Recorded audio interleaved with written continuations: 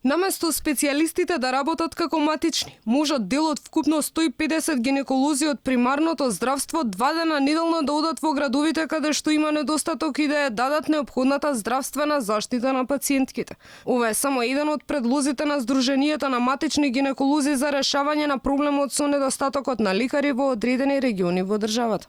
Ако треба да се да се покријат потребите на жените во Крушево, Демирхисар, Пехчево,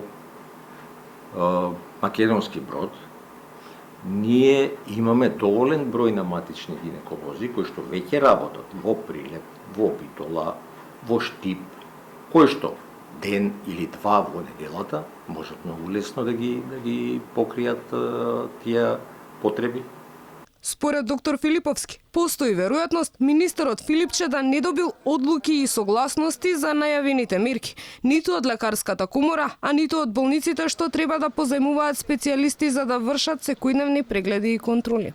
Сега малку е чудно да они, да предпоставиме, донеле одлука, стручниот колегиум на болницата, дека да, можеме ние да одговориме на барањата на овој проект. Може би е така. Ако е така, тогаш предлогот на министерот е издржан. Меѓутоа, ако не располага со овие податоци, тогаш е тешко спроводив. Не ја гледам исклучителната вина за евентуално промашување на овој проект кај министерот, туку и во неговата најблиска околина. Според доктор Филиповски, нејасно е зошто специјалистите да им помагаат на матичните, наместо тоа да биде обратно. Пред неколку дена Филипче најави дека со печат од Фондот за здравствено осигурување ќе им се даде можност на специјалистите од болниците да бидат и матични гинеколози.